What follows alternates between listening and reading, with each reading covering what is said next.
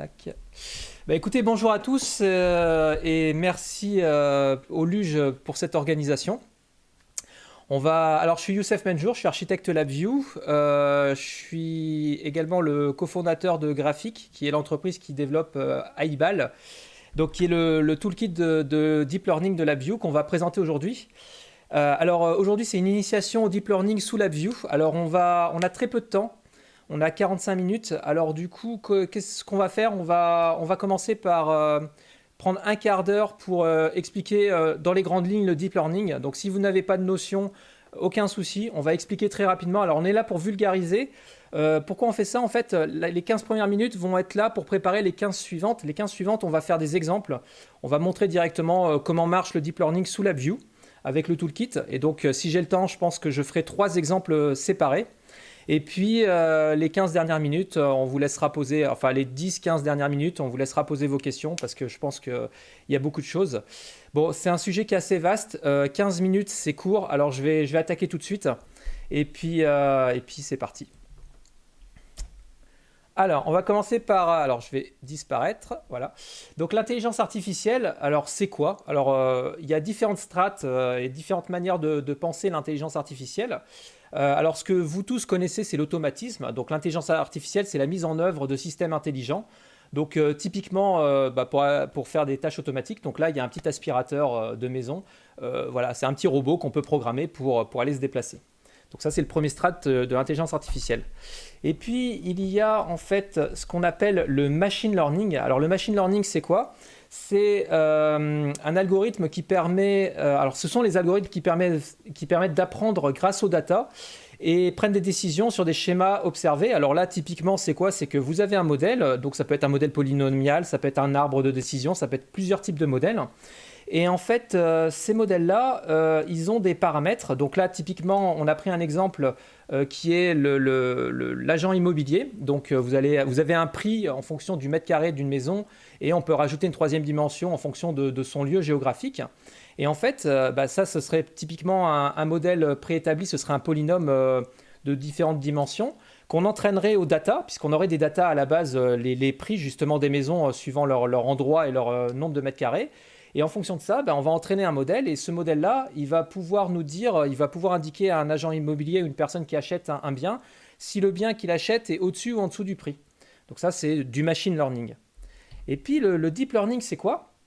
Alors le deep learning, de manière vulgaire, c'est comme du machine learning à la différence que vous n'êtes pas bloqué dans un modèle préétabli, c'est-à-dire que quand vous faites du machine learning, vous choisissez un modèle que vous allez paramétrer. Et si on sort de ce modèle, vous risquez c'est-à-dire que si le modèle ne correspond pas à votre problème, ça va poser un problème. Le deep learning, en fait, imaginez que votre modèle, c'est une boîte noire, neuronale, c'est des réseaux de neurones, les uns derrière les autres, et que vous allez architecturer vous-même. Une couche neuronale, en fait, il existe différents types de couches neuronales qui vont être utilisées suivant des cas particuliers, donc pour la vision, pour l'espace, pour le temps, pour différentes manières de différents problèmes. Et donc, en fait, on va entraîner de la même manière qu'un machine learning, un deep learning, sauf que c'est vous qui allez établir le modèle. Donc, on va poser la question à ChatGPT, simplement, qui est justement une intelligence artificielle. On lui a posé la question, on lui a dit mais c'est quoi le deep learning? Alors lui, il nous a dit tout simplement, le deep learning, c'est une technique d'apprentissage automatique qui permet à une machine d'apprendre à reconnaître des modèles à partir de données complexes et non structurées. Alors c'est quoi une donnée complexe non structurée? Ça peut être une image, ça peut être une vidéo, ça peut être du son, ça peut également être du texte, comme on a là ce que vous voyez. Et ça peut être en fait tout et n'importe quoi. Ça peut être des capteurs photoniques, ça peut être les informations que vous avez dans votre montre connectée. Ça peut être cette dame qui a des capteurs électroniques sur elle. Ça peut être beaucoup d'informations. À partir du moment où vous récupérez, vous mesurez de la donnée, vous pouvez, et que vous avez un modèle complexe à réaliser, une tâche complexe à réaliser, le deep learning s'y prête très très bien. Et après, vous pouvez faire des modèles plus ou moins complexes pour réaliser votre problématique. Un exemple tout simple, un PID, on peut le remplacer par 2 ou 3 couches neuronales. Ça fonctionne très très bien. Alors, le deep learning, domaine d'application. Alors ici, on est chez les LabVIEWers. Alors, bonne nouvelle, tous les domaines en fait que vous utilisez se marient au deep learning. Alors, on peut avoir par exemple du cryptage dans les communications, on peut faire du deep learning.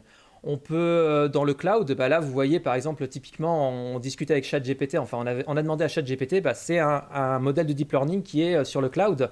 Mais plus généralement, on a bah, la notion de pilotage de robots, donc robots industriels, ou même l'automotive, tout ce qui est drone, tout ce qui est bateau, tout ce qui peut être piloté en fait peut être piloté avec du deep learning à condition d'avoir les données. Et donc pour pouvoir faire ça sous LabVIEW, on utilise une librairie qui s'appelle AIBAL. Et donc on va vous la présenter, je vais vous la présenter. Je dis on parce que cette présentation elle a été préparée bah, avec mes équipes. Donc on est une équipe qui a travaillé dessus. Et donc du coup, c'est pour ça que je dis on, hein. Et donc, je vais continuer à dire on. Donc, on va vous la présenter, cette librairie. Mais avant ça, je vais commencer par vous montrer comment marcherait un deep learning de manière vulgaire. Donc, il faut imaginer un modèle. Alors, un modèle, c'est quoi? C'est justement votre problématique dans le sens où bah, qu'est-ce que je fais s'il se passe ça? Qu'est-ce que je fais s'il se passe ça? Et donc ce modèle-là, vous imaginez, alors aujourd'hui on n'a pas le temps de voir les architectures de modèles et on n'aura pas le temps également de voir les paramétrisations et les différentes couches. Donc imaginez que vous avez une petite boîte magique. Pour l'instant on va voir ça comme ça. Donc cette boîte magique en fait, le problème que vous avez, alors je vais disparaître, hop, le problème que vous avez en fait c'est que vous avez les données, vous avez mesuré des données. On va prendre un exemple simple, c'est la météo. Vous avez des sondes météo un petit peu partout dans le monde qui vont capter justement les informations en temps réel. Et donc, vous avez énormément de data. Donc, c'est ce qu'on appelle le big data. Et vous savez ce qui va se passer puisque vous avez l'historique. Vous avez ce qu'on appelle la sortie de votre modèle, entre guillemets. Vous savez s'il a fait beau, s'il n'a pas fait beau, s'il a fait nuageux. Vous avez les informations. Et le problème, c'est que bah, vous voudriez, en fonction des données d'entrée, c'est-à-dire conditions de pression, température, enfin tout ça, bah, vous aimeriez savoir s'il va faire beau ou s'il ne va pas faire beau. Et bien, vous avez les données, mais vous n'avez pas le modèle. Le modèle est complexe. Eh bien, on va entraîner justement un modèle de deep learning qui, lui, va servir justement de prédicateur de la météo. Donc, j'avance. Donc, comment on fait pour entraîner un modèle de deep learning? Donc, derrière moi, vous avez les data input et les data output. Alors, ce qu'on appelle les data input et les data output, c'est en fait, à chaque entrée correspond une sortie, tout simplement. Les data input et les data output, il faut comprendre qu'elles peuvent avoir plusieurs dimensions. Ça peut être des scalaires, comme ça peut être des vecteurs, comme ça peut être 2, 3, 4, 5, 6 dimensions. Et les dimensions d'entrée ne sont pas forcément les dimensions de sortie. Donc, c'est vous qui réalisez suivant votre problématique. Vous pouvez très bien avoir en entrée des signaux électriques et puis en sortie, vous décidez d'activer ou désactiver une vanne ou faire ce que vous voulez. Et donc, du coup, c'est vraiment complet en fait un deep learning. Donc, comment on entraîne? Eh bien, on va faire en fait comme pour un enfant. On va prendre une donnée d'entrée, un X, et qu'on va forwarder. Donc forwarder, ça veut dire on fait une passe en avant, puisque quand vous faites un modèle de deep learning, bah, vous vous attendez à ce que ce modèle-là, il travaille. Et donc on va le faire travailler. Et comment on le fait travailler? On lui donne une donnée d'entrée, et en fonction de sa donnée d'entrée, il va faire une prédiction. Au départ, il n'est pas entraîné du tout, c'est-à-dire il est un peu stupide, entre guillemets, et il va vous faire une prédiction. Le problème, c'est que sa prédiction, au départ, elle n'est pas forcément bonne par rapport à ce qu'on s'attend. Alors, on a ce qu'on appelle le Y-pred et le Y-true. Et en fait, ce qui se passe, c'est que au départ, on lui dit, bon, ben voilà, t'as X, qu'est-ce que t'en dis? Le deep learning va répondre, enfin, le modèle de deep learning va dire Y-pred. On va mesurer la différence avec le Y-true. Et donc, alors, on va mesurer la différence, on va le dire de manière vulgaire, et on va envoyer ça dans une fonction de loss. On va donner le Y-true et le Y-pred. Et en fonction de ça, la loss va nous chercher un gradient, c'est-à-dire un vecteur d'erreur. Et en fonction de ce vecteur d'erreur, parce qu'au départ, il est un peu con, le deep learning, on va le mettre à jour. Alors, comment on va le mettre à jour? Dans votre modèle de deep learning, vous avez ce qu'on appelle des couches neuronales, et chaque couche neuronale a des poids. Et les poids, c'est la mémoire du deep learning. Et donc, on va faire ce qu'on appelle une backward. On a des algorithmes, donc tout est automatique. On a des algorithmes qui vont faire une passe en arrière, qui vont mettre à jour justement les poids de notre deep learning. Et c'est ce qu'on appelle l'expérience. C'est-à-dire qu'à partir de là, on a fait un test, on a regardé si le test était bon ou mauvais. On a utilisé la fonction de loss qui va nous donner la direction d'erreur, donc de manière vulgaire. Et on va faire ce qu'on appelle une descente de gradient. Donc c'est un gradient en fait qu'on va calculer. On va faire une descente de gradient et en faisant ça, on va faire une backpropagation dans le réseau de neurones qui va le mettre à jour. Et au fur et à mesure, on va boucler. Et au fur et à mesure, il va devenir intelligent. Et donc, Donc ça dépend du nombre de données. Plus vous avez de données, plus vous allez être efficace dans votre entraînement. Et donc c'est un peu des mathématiques et de la statistique. Il faut de la donnée en fait pour pouvoir entraîner un modèle de deep learning. Donc si vous n'êtes pas capable, en fait, vous avez un implanteur ionique et une machine industrielle type implanteur ionique et que derrière vous avez des difficultés à modéliser cet implanteur, mais que vous avez énormément de données, et ben, un deep learning ça peut être intelligent justement pour vous aider.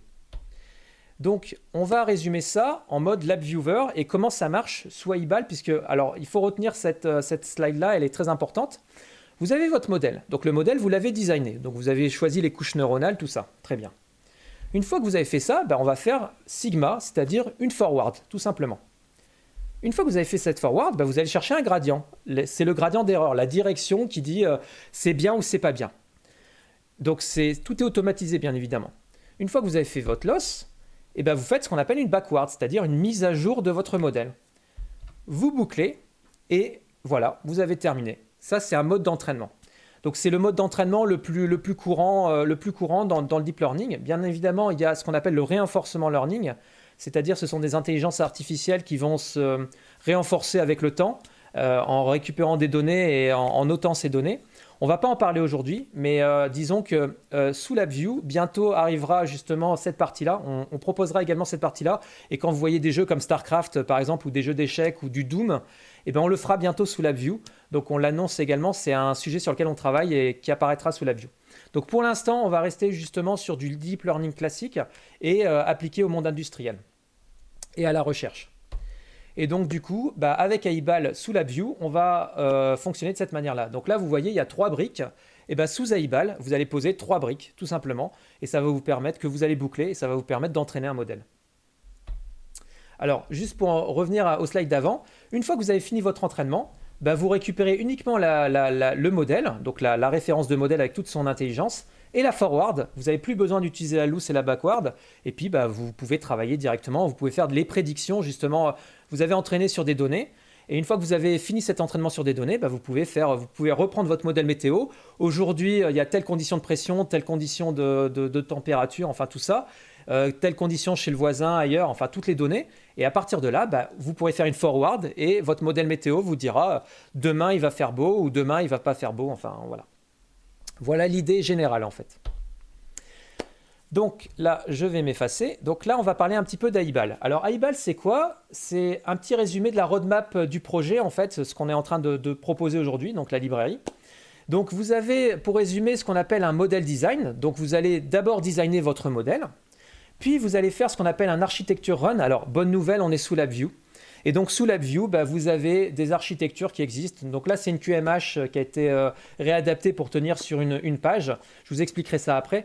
Mais en gros, l'architecture run, c'est vous allez utiliser des architectures type machine data, QMH, enfin tout type d'architecture. Et vous allez intégrer directement votre modèle là-dedans. Et en fait, ce qui va se passer, c'est que, en quoi c'est génial sous LabVIEW, c'est que sous LabVIEW, vous allez être capable d'entraîner, donc faire un thread qui entraîne par exemple, et en parallèle, cet entraînement, vous pouvez récupérer justement votre modèle et le tester. Et ça, c'est vraiment génial parce que si vous voulez faire ça en C, en C++, en Python, c'est assez complexe.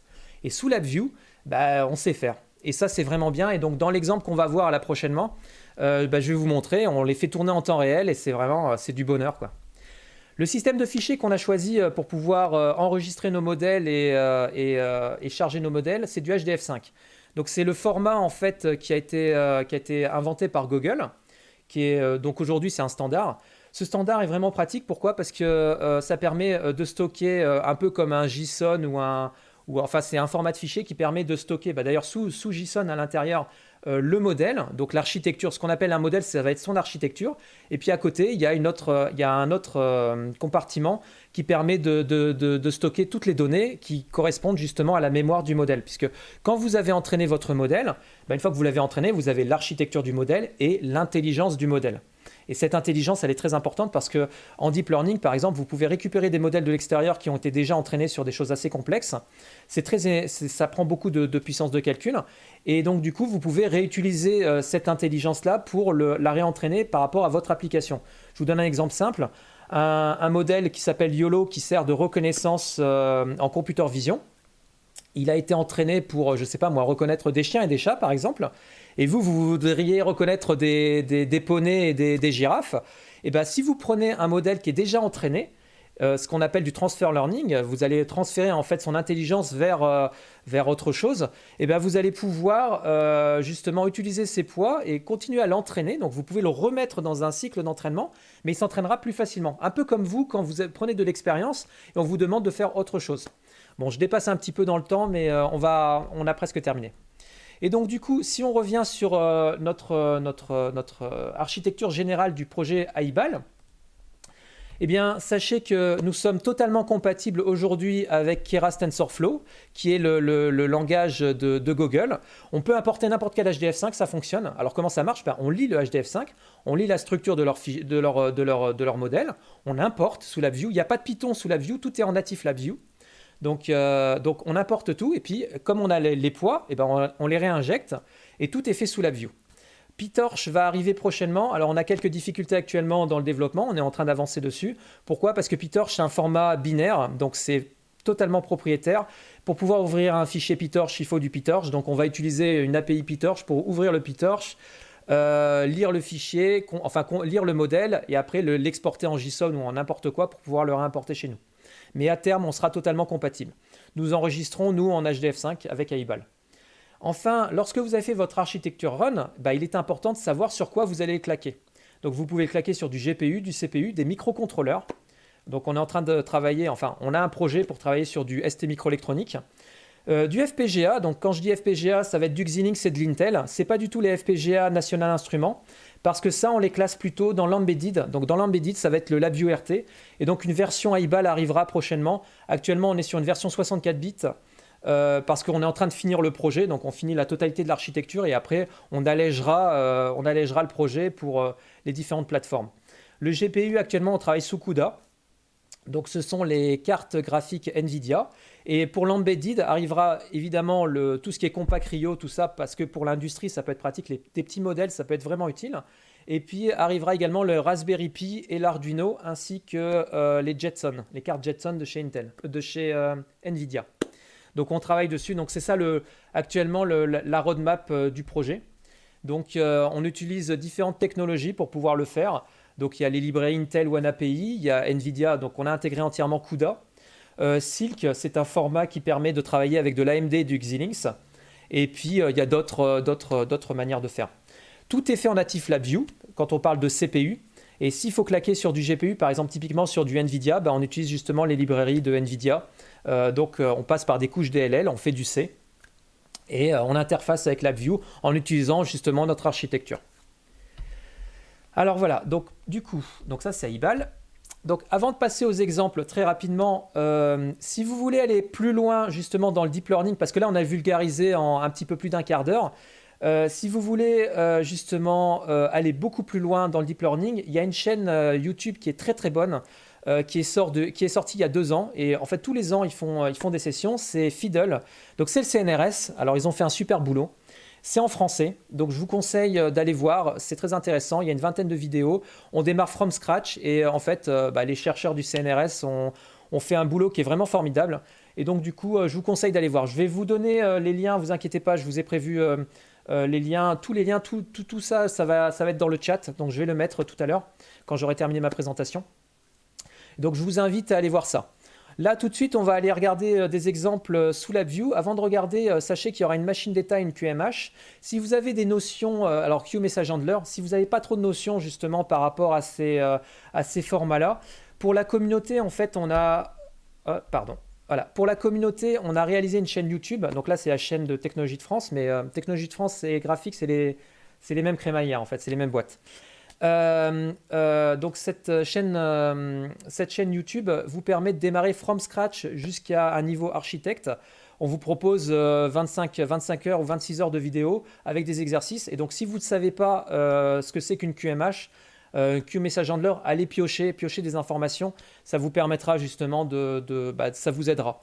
Pour faire du deep learning, alors pourquoi on fait cette petite promo rapidement? Parce que en fait, pour faire du deep learning, il vous faut à minima un niveau, on pense CLD. Alors un équivalent niveau CLD. Pourquoi un équivalent niveau CLD? Parce que ce qu'on appelle un équivalent, c'est que vous sachiez reconnaître des QMH et vous sachiez reconnaître des machines d'état à minima pour pouvoir intégrer votre modèle dans un architecture run tout simplement et ne pas être bloqué justement dans votre manière de faire. Donc tout est en français. Oui. Oui, non, vas-y, finis. On avait une petite question là sur le STM32 avant de passer à la suite. Est-ce que tu souhaites que je te la pose maintenant ou vas-y, ouais, c'est parti.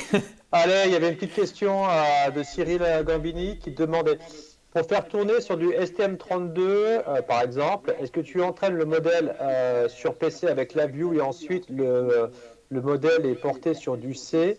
Est-ce que c'est cela ou est-ce que tu peux détailler un peu plus?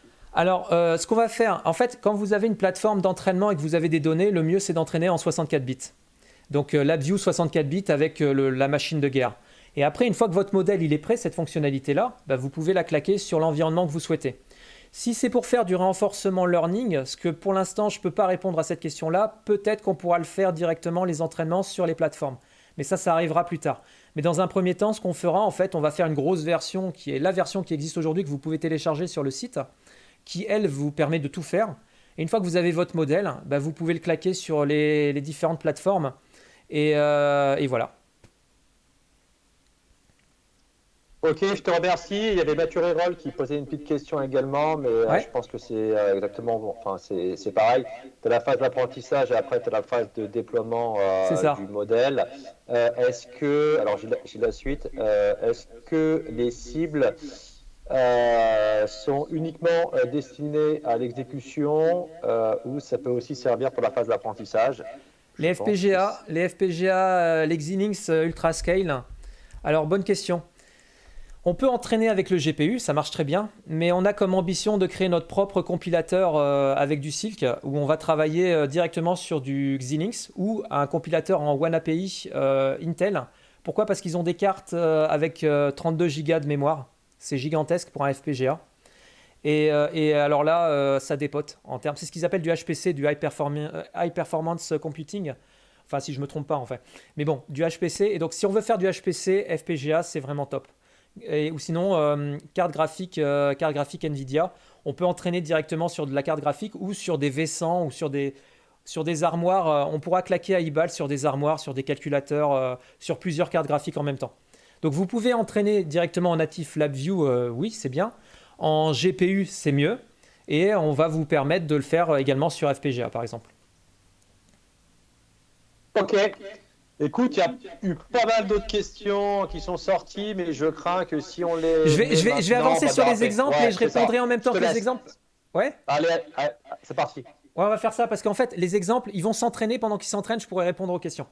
Juste pour terminer. Alors, pour terminer cette présentation, parce qu'il faut vraiment qu'on enchaîne sur les exemples, sinon on n'aura pas le temps de tout faire. Il ne me reste pas beaucoup de temps. Alors, sachez qu'on a quand même... on a la chaîne YouTube Aibal, il y a une trentaine de vidéos actuellement. Tout est en anglais. Alors, je sais que ce n'est pas simple pour tout le monde, mais on a énormément de contenu en anglais. Et là, en fait, la vidéo d'aujourd'hui est enregistrée. Pourquoi j'enregistre aujourd'hui? Parce que c'est l'occasion pour nous de lancer en français une chaîne complète. Alors on va essayer de le faire avant cet été où il y aura une vingtaine de vidéos, parce qu'il faut une vingtaine d'heures vraiment pour bien maîtriser. Et on démarrera de 0 jusqu'à un niveau avancé et vous serez sous LabVIEW, pas sous Python. Et donc comme Fiddle l'a fait sous Python, nous on fera l'équivalent mais sous LabVIEW. On vous expliquera toutes les techniques. Donc venez nous voir sur la chaîne. Et puis dernière chose, sur LinkedIn, je mettrai le lien, mais venez voir également la chaîne LinkedIn. Pourquoi? Parce qu'il y a toutes les évolutions, on les met là-bas. C'est là-bas que ça communique beaucoup. Voilà. Donc là, je vais enchaîner directement sur un exemple. Alors, on va commencer par... Alors, je vais le lancer. Hop là, c'est parti. Alors, ce que vous voyez derrière moi, en fait, alors c'est un signal, un cosinus ou un sinus. Ouais, un sinus. L'idée, c'est que j'ai pris un réseau de neurones et le but du jeu du réseau de neurones, c'est de deviner ce cosinus, donc de le prédire. Donc là, il est en train de s'entraîner. Et ce que vous voyez derrière moi, là, c'est en fait la loss, donc la perte. Et vous voyez, ça peut être aussi interprété comme un scalaire. Donc il y a un scalaire qui sort de ce truc-là. Et donc en fait, le but du jeu, c'est de faire descendre ce scalaire. Et plus il va descendre, en fait, vous voyez ici l'animation, la valeur de ce scalaire. En fait, ça descend. C'est ce qu'on appelle une descente vous allez voir la descente de gradient, en fait, au fur et à mesure de l'entraînement. Donc là, il est en train de... Ouais, il s'entraîne. J'ai cru qu'il avait planté, mais non, non, il s'est pas planté. Non, Bon, c'est pas planté, ça va. Et donc du coup, là, il est en train de s'entraîner. Il a l'air de galérer un petit peu, mais normalement, ça devrait aller. Donc la descente de gradient, au bout d'un moment, voilà, ça se passe là. C'est parti. Là, on l'a en direct. Et donc du coup, vous voyez le réseau de neurones qui travaille et il va finir par en fait donner le cosinus, le sinus. Là où c'est vraiment puissant le LabVIEW, en fait, c'est que vous pouvez faire ça en direct. On peut changer. Et ça, en Python, il faut se lever tôt avant de pouvoir le faire. On peut changer en direct. Alors, c'est une simple machine d'état, hein. On peut changer en direct ce qu'on appelle les fonctions d'activation. Les fonctions d'activation, c'est ce qui va permettre d'apporter la non-linéarité dans un réseau de neurones, mais on ne verra pas ça aujourd'hui. Et donc, vous voyez, on peut s'entraîner. Et donc, pendant qu'il s'entraîne, je vous montre l'architecture. C'est une machine d'état, toute simple. Donc là, vous voyez, il y a une initialisation. On crée notre modèle. Donc, là, on a mis 3 couches de danse, tout simplement. On donne la loss, donc on dit quel type de loss on veut utiliser, puisqu'il y a différents types de loss. On prépare nos données, on les split. Alors, je vous expliquerai dans une autre vidéo ce que c'est que splitter les données, parce qu'on prend un dataset d'entraînement et un dataset de prédiction. Et puis voilà. Alors, on entraîne, donc on fait une forward, on fait une loss et on fait une backward. Et ensuite, notre modèle se met à jour. Et donc là, on est séquentiel, mais on peut être parallèle. C'est juste que là, j'ai choisi une architecture séquentielle. Et donc là, on peut également faire des prédictions, donc avec un set de prédictions. Et en direct, il va afficher. Donc qu'est-ce qu'il va afficher? Il va dans le display, il affiche. Et donc ce que l'on voit ici, en fait, il est en train d'afficher simplement. Et là, il est en train de s'entraîner en direct. Et là où c'est vraiment balèze le LabVIEW, c'est que vous pouvez faire ça. Ce principe-là, vous pouvez le mettre dans tout et n'importe quoi. Et vous voyez, c'est du direct. Et ça marche en direct et ça marche très très bien. Et donc ça, si vous voulez faire en Python, éclatez-vous. Là, vous ne serez pas architecte, mais vous serez architecte plus. Parce qu'il faut vraiment être balèze pour être capable de faire ça en Python. Donc du coup, je vais vous prendre un deuxième exemple. Donc ça, c'était sur une machine d'état. Donc là, on va prendre une QMH. Et donc là, on va prendre le premier exemple. C'est la première chose que fait un LabVIEWer, un data scientist. Ce qu'il apprend en premier, donc c'est le MINST. Donc c'est en fait les chiffres. 1, 2, 3, 4, 5, 6, 7... la reconnaissance de chiffres. Donc, je vais d'abord le mettre en marche et puis après, on va en discuter. Attendez, il faut d'abord le lancer. Hop. Voilà, donc je le lance. Voilà, donc là, je load les datas. Et là, ce que vous voyez, alors là, vous voyez, je suis en native LabVIEW. Bon, c'est pas top pour l'entraînement. Donc, ce qu'on va faire, on va passer en GPU directement. Et là, vous voyez, c'est instantané. Et si vous voulez faire ça en Python, éclatez-vous. Parce que là, on est capable en direct de choisir sa plateforme. Donc là, j'ai rebasculé directement. Donc là, en fait, on a travaillé sur un projet qui permet de claquer et on veut faire ça, en fait, sur toutes les plateformes. Donc on travaille, les équipes là actuellement travaillent plateforme par plateforme pour être capable avec des pointeurs, enfin des mémoires parce c'est un bordel pas possible derrière. Mais sachez qu'on est en train de faire quelque chose qui est vraiment, vraiment puissant. Et même pour vous, si vous voulez faire du deep learning, cet outil-là, c'est vraiment un outil, mais c'est une bombe atomique. Et donc là, on rebascule en GPU. Tac. Donc pendant qu'il bascule. Et là, vous voyez, en fait, c'est l'entraînement. C'est ce qu'il a loupé. Et ce qui est génial, c'est qu'on peut en direct. Donc là, là. Alors ça dépend du nombre de data que j'ai envoyé. Donc là, j'ai volontairement pas envoyé beaucoup de data pour faire la démonstration. Donc là, il y a un bouton Erase derrière moi. Attendez, je vais disparaître, ce sera plus simple. Tac, tac, tac. Alors attendez 2 secondes. Capture d'écran. Hop, vérifier. Voilà. Donc là, je disparais. Et donc là, non, il commence à reconnaître le 3, il finit par y arriver. Non, il s'entraîne en fait, il est en train de s'entraîner. Et là, vous voyez, en direct, le truc s'entraîne, quoi. C'est ça qui est dingue. C'est-à-dire que là, il continue à s'entraîner. Donc là, il y a différentes métriques. Et là, là, on a le au bout d'un moment, en fait, la précision, elle arrive à 1 et la loss, elle arrive à 0, quoi. Et donc là, il s'entraîne. Et donc là, je peux faire en direct, quoi. Voilà, le 5, il l'a trouvé. Et donc tout ça pour dire que c'est vraiment puissant, ce truc. On peut vraiment faire des choses. Et ça, si vous voulez faire ça en Python, pas possible. Quand vous allez regarder par exemple le Fiddle, il prend un modèle, il envoie une donnée et puis en sortie, le modèle, il envoie de manière figée, il envoie 5. Mais il n'est pas capable de mettre à jour le truc au fur et à mesure. Et ça, sous LabVIEW, les gars, vous avez une bombe atomique. Elle est industrielle, cette bombe atomique. Elle est dans la recherche. C'est également une bombe atomique parce que vous pouvez tout tester comme vous le souhaitez. Mais également dans la manière de... C'est plus facile pour vous. Vous pouvez visualiser les données et la totalité des données. Et on a volontairement gardé cet esprit LabVIEW sur la librairie AIBAL. Maintenant, je vais montrer très rapidement l'architecture. Et puis après, je passerai au modèle YOLO. Donc en fait, c'est une QMH. Donc là, il y a un producteur et là, vous avez 3 consommateurs. Donc c'est simplement, lui, il va, suivant ce que j'appuie, il va se passer des choses. Ici, on va simplement, il y a ma petite machine d'état où je vais initialiser mon modèle, initialiser mes locales, enfin tout initialiser, quoi. Donc là, mon modèle, il est là, vous le voyez, tout simplement. Et ensuite, je peux choisir en temps réel ma plateforme. Donc si je veux un GPU, un CPU, ce que je veux, donc ça marche, c'est du direct. Ah, attendez, excusez-moi, vous ne voyez pas. Je vais disparaître. Alors attendez, je disparais. Voilà. Donc là, vous avez directement, si je choisis un GPU ou un CPU, vous choisissez votre plateforme et puis vous allez, ici on va l'entraîner. Donc toujours pareil, forward, loss, backward. En direct, on peut entraîner. Et puis en parallèle, vous avez un autre thread qui lui fait juste la prédiction. C'est-à-dire qu'au fur et à mesure que j'entraîne, je vais transférer mon modèle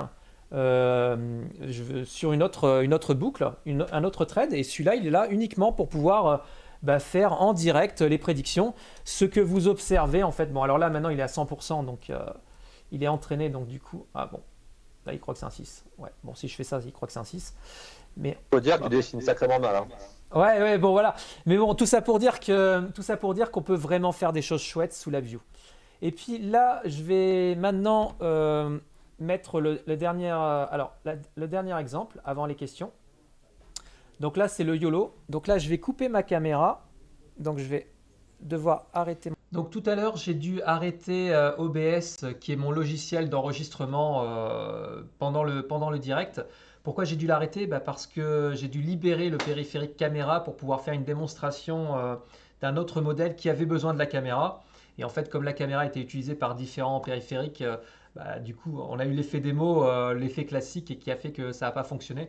Mais vous l'avez sur la vidéo, le YOLO tourne, vous l'avez au début de la vidéo, vous le voyez à un moment, vous voyez un petit extrait. Dans tous les cas, on va arrêter la vidéo tout de suite. Parce que là, on est à plus d'une demi-heure d'initiation au LabVIEW et je pense que ça ira pour aujourd'hui.